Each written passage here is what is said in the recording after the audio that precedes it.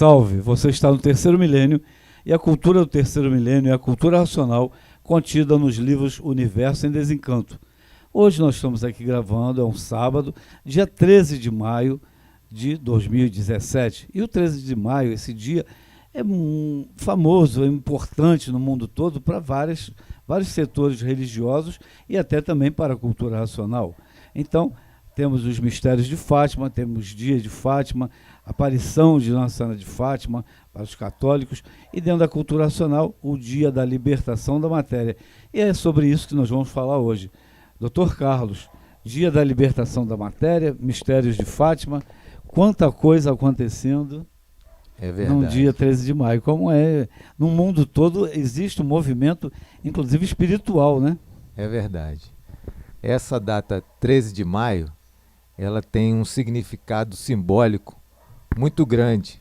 Se a gente for rever um pouquinho a história, ver que esse significado é progressivo. 1888, Princesa Isabel, abolição da escravatura no Brasil. Ela está relacionada diretamente aos infantes, né? Porque o corpo de matéria sempre foi escravo da matéria.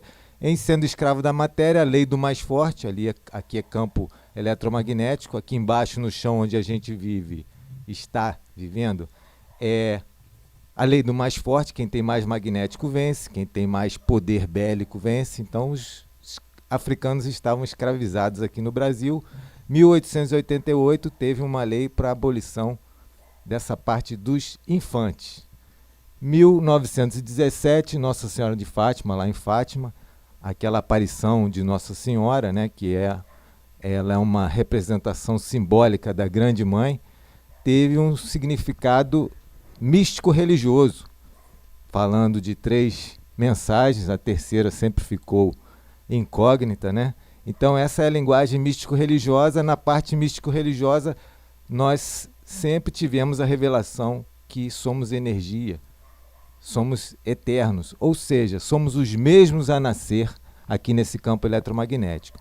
1917. Aí entra a fase racional, 1935, vem a revelação de quem nós somos, de onde viemos e para onde vamos. Vem a revelação da abolição da escravatura do habitante do mundo racional, que saiu do mundo racional abusando do livre-arbítrio, teve as transformações todas em energia, e essa é a revelação, está logo no primeiro volume do Universo em Desencanto. E com esta revelação, com o conhecimento de cultura racional que está nos livros Universo em Desencanto, a pessoa alcança a imunização racional e, finalmente, a libertação dos escravos da matéria.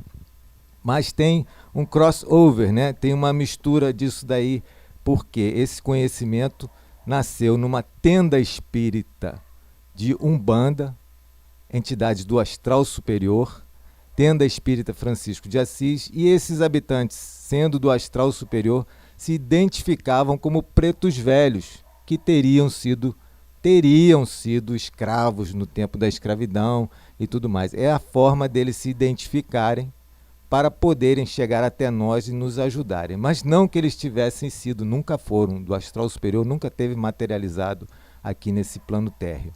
Então, esses significados se entrelaçam. A beleza da cultura racional é muito grande. Então, essa data finalmente chega à humanidade, o que nós ficamos reduzidos, né? Ao infante, sem saber o que nós somos, morreu, aquela choradeira. Não morre, quem morre é o corpo de matéria, se desliga, vai para debaixo do chão. O vivente sempre continuou vivente aqui nesse segundo mundo, mas sem se conhecer. Agora sim, nós sabemos quem nós somos, racionais, puros, limpos e perfeitos, que ficamos nessa situação, dependendo da luz racional, luz divina, vir, e ela está agora materializada nas mensagens do Racional Superior, no livro Universo em Desencanto. Porfírio, dia 13 de maio, também o dia do preto velho. As pessoas têm preto velho no corpo? De forma alguma, né? De forma alguma, até porque ninguém tem espírito no corpo, mas isto é assunto de outros de outros vídeos que nós já gravamos, e está bem esclarecido na cultura racional, no livro Universo em Desencanto, que ninguém tem espírito no corpo, né? Mas deixando esta análise para outras ocasiões, isso com toda certeza não é, essa questão do espírito no corpo. E o que eu gostaria de fazer aqui, uma análise da essência da escravidão. A essência da escravidão, ou alguém dominando alguém, esta essência está na fraqueza do dominado, na força do dominante e na fraqueza do dominado. Esta é a essência de uma escravidão, qualquer que seja ela, psicológica, espiritual, material, racial, social, política. Toda a essência da escravidão está na fraqueza do escravizado e na força do dominante. Tanto assim é que na escravidão negra, que a escravatura no Brasil, ela se deu em função da força da cultura do índio.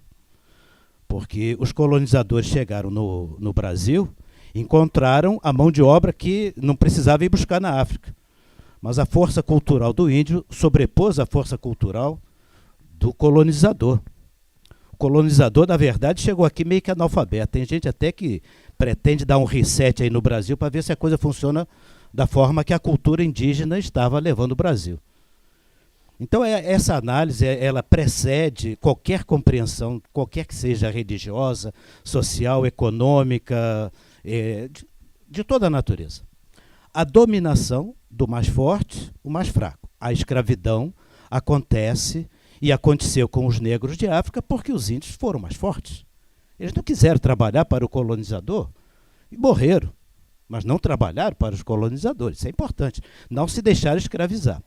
E os negros, por terem um aspecto mais enfraquecido, por usarem mais a superstição e a crendice, eles foram facilmente dominados pelo colonizador, que assim passaram a fazer uso dessa mão de obra, para eles muito conveniente, né? Claro que teve todos esses desdobramentos, essa coisa toda. Fases. E muito antigamente a escravidão branca foi muito mais grave do que essa escravidão na África, dos povos de África, porque as pessoas esquecem que os brancos também já foram escravizados. Então a questão da escravidão não é a questão racial, não é a questão de pele. A questão da escravidão é a questão do enfraquecido. Aquele povo é fraco, ele é facilmente dominado pelo outro que é mais forte. E aí é que entra a questão da lei áurea, a verdadeira lei áurea, universal, no contexto global da coisa. Aí é que o ser humano, com a cultura racional, e daí a cultura racional dedicar-se muito especialmente a esta data, esse 13 de maio, né, como o doutor Carlos acabou de falar, todos esses aspectos filosóficos, espirituais, etimológicos, etc. Então, a cultura racional vem sacramentando nesse andar, né, desse progressivo, a cultura racional vem dar ao ser humano a perspectiva exata do fortalecimento para que o ser humano deixe de ser escravo.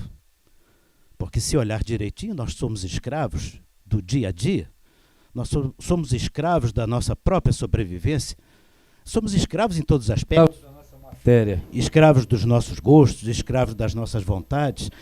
Tem gosto e vontade que a pessoa não queria ter. Claro, tem aqueles que gostam de ter, que nem percebe que é um escravo. A pessoa é uma ferramenta dos gostos, das vontades. Ela está escravizada, de uma forma ou de outra.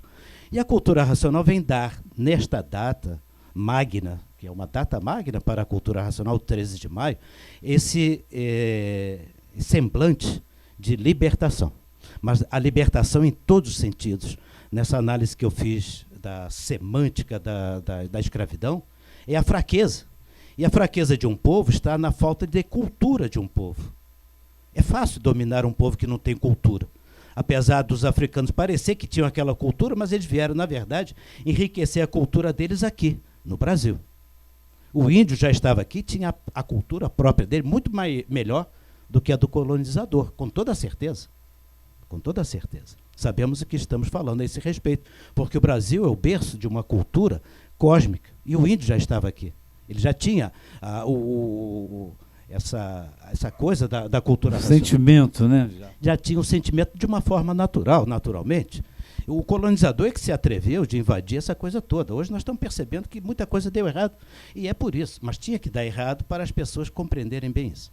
Então a cultura racional ela vem dar no 13 de maio o grande recado. Ou você é forte e sai do sistema, ou você continua escravo.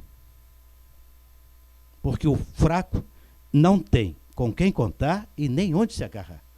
Se o fraco tivesse com quem contar e onde se agarrar, o fraco deixava de ser fraco, porque tinha com quem contar e onde se agarrar.